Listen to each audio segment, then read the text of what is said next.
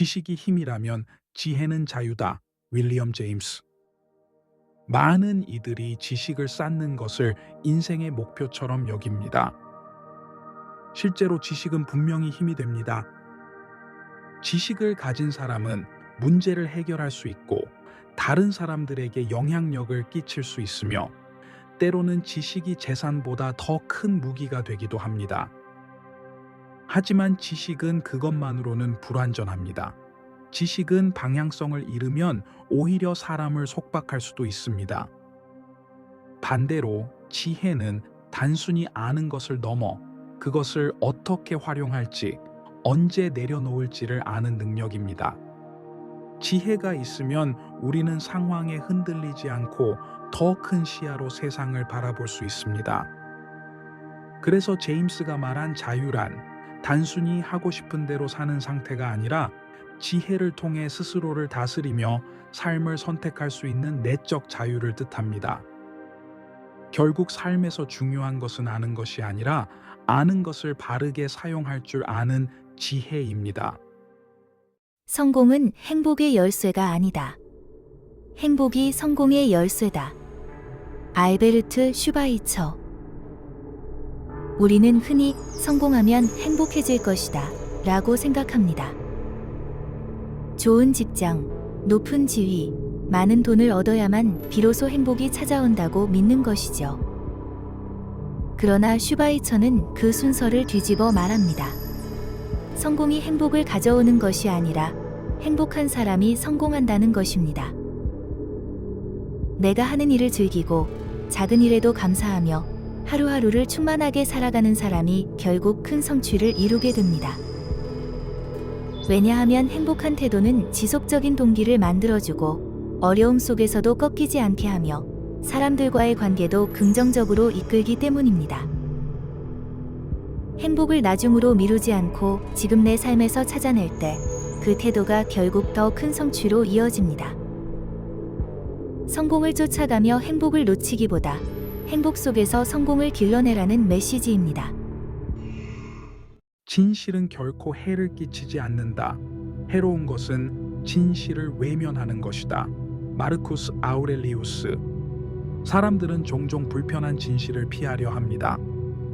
진실이 드러나면 상처받을 것 같고 모든 것이 무너질 것 같아 회피하고 싶은 마음이 생기죠. 그러나 아우렐리우스는 단호하게 말합니다. 진실은 우리를 해치지 않습니다. 오히려 진실을 외면하는 태도가 더 큰 고통을 낳습니다. 진실을 부정하면 거짓 위에 또 다른 거짓을 쌓아야 하고 그 과정에서 스스로를 속이며 점점 더 무거운 짐을 지게 됩니다. 반대로 진실을 직시하면 처음에는 아프고 두려울 수 있지만 그 순간부터 치유와 성장이 시작됩니다. 진실은 우리를 자유롭게 하고 삶을 더 단단하게 만듭니다. 결국 진짜 해로운 것은 진실이 아니라 그것을 보지 않으려는 우리의 마음입니다. 세상의 어떤 것도 열정을 대신할 수 없다. 켈빈 쿨리지.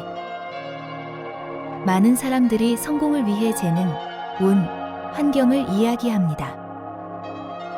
물론 그것들도 중요합니다.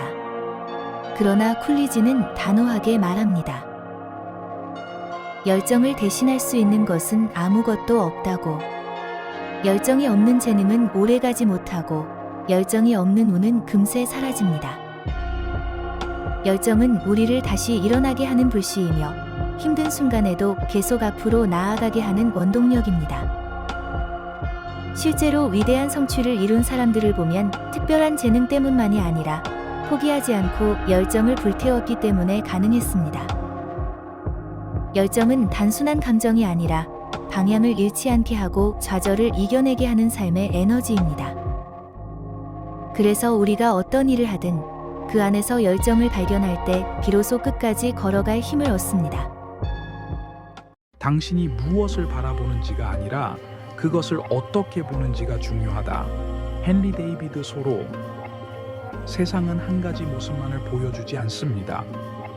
같은 상황도 어떤 시각으로 보느냐에 따라 전혀 다르게 느껴집니다.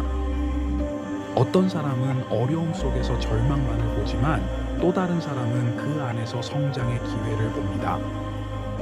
어떤 이는 작은 행복을 발견하고 감사하지만 또 다른 이는 늘 부족함만을 느끼며 불평합니다.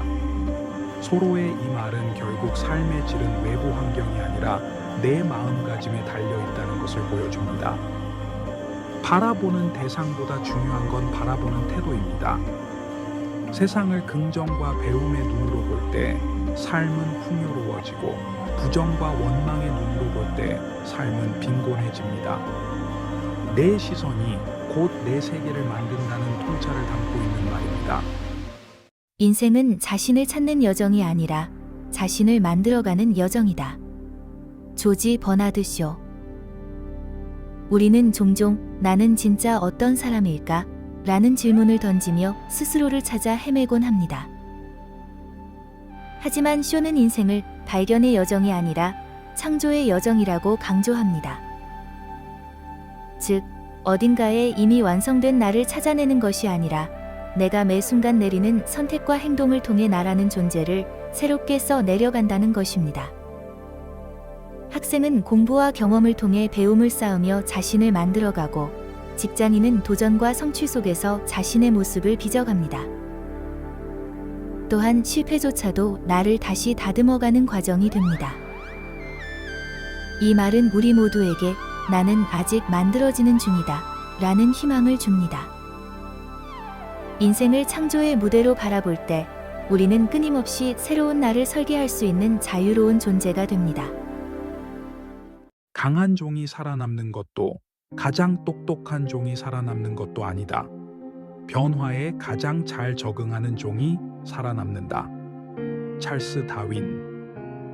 다윈의 이 말은 자연의 법칙을 넘어 인생의 현실에도 깊이 맞닿아 있습니다. 힘이 아무리 세어도 시대가 바뀌면 그 힘은 무의미할 수 있고 머리가 아무리 좋아도 상황에 맞게 쓰이지 않으면 소용이 없습니다. 결국 중요한 것은 적응입니다. 기술이 빠르게 발전하는 오늘날, 과거의 방식에만 머무른다면 금세 뒤처지고 말죠. 하지만 변화를 기회로 삼는 사람은 환경이 바뀔 때마다 새롭게 성장할 수 있습니다. 적응이란 단순히 외부에 끌려다니는 것이 아니라 자신을 조율하고 변화 속에서 의미를 찾는 능력입니다. 삶이 예측할 수 없는 방향으로 흐르더라도 유연하게 대응할 수 있는 사람은 어떤 상황에서도 다시 일어설 수 있습니다. 이 명언은 우리에게 진정한 생존의 힘은 유연함에 있다는 깨달음을 줍니다. 우리가 반복해서 두려워하는 일들은 실제보다 훨씬 덜 두렵다. 세네카. 세네카는 인간이 스스로 만들어낸 공포의 굴레에 갇혀 산다는 점을 날카롭게 지적했습니다. 우리는 아직 일어나지도 않은 일을 수없이 상상하며 그 두려움을 키웁니다. 시험을 망칠까, 일이 실패할까, 사람들에게 외면당할까 하는 두려움이 우리를 움츠러들게 만듭니다. 하지만 막상 그 순간을 맞닥뜨리면 상상 속의 괴물 같던 공포는 실제보다 훨씬 작고 견딜 만한 것임을 깨닫게 됩니다. 이 명언은 두려움은 현실이 아니라 마음의 그림자라는 것을 알려줍니다. 우리가 두려움을 직면하기만 해도 마음은 가벼워지고 그 순간부터 두려움은 더 이상 우리를 지배할 수 없습니다. 결국 용기란 두려움이 사라진 상태가 아니라 두려움에도 불구하고 앞으로 나아가는 힘입니다. 행동은 모든 성공의 기초 열쇠이다. 파블로 피카소. 피카소의 이 말은 단순해 보이지만 삶의 본질적인 진리를 담고 있습니다. 우리는 종종 완벽한 계획을 세우느라 혹은 실패에 대한 두려움 때문에 행동을 미룹니다. 그러나 아무리 좋은 아이디어나 큰 꿈도 행동이 없으면 공상으로 끝나버립니다. 반대로 작은 행동이라도 꾸준히 쌓이면 상상하지 못했던 성과를 가져옵니다. 피카소 자신도 하루하루 끊임없이 붓을 들고 작품을 남겼기에 세계적인 예술가가 될 수 있었습니다. 이 명언은 우리에게 완벽하지 않아도 괜찮으니 지금 바로 시작하라는 메시지를 전합니다. 행동은 불완전한 꿈을 현실로 바꾸는 유일한 다리이기 때문입니다. 결국 성공은 거창한 순간이 아니라 작은 행동의 누적에서 비롯됩니다. 인간은 자유롭게 태어났으나 어디서나 쇠사슬에 묶여 있다.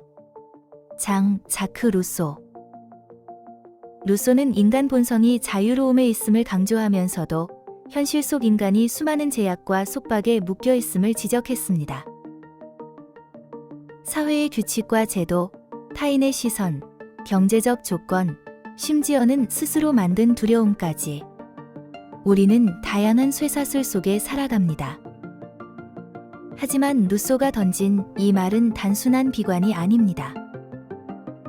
오히려 진정한 자유란 주어지는 것이 아니라 스스로 쟁취해야 한다는 강한 메시지입니다.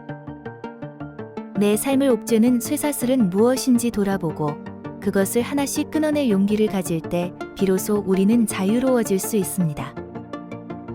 자유는 추상적인 이상이 아니라 선택의 순간마다 두려움과 얽매임을 넘어서는 실천 속에서 얻어집니다. 루소의 이 말은 지금도 여전히 우리에게 자기 성찰과 용기를 요구합니다.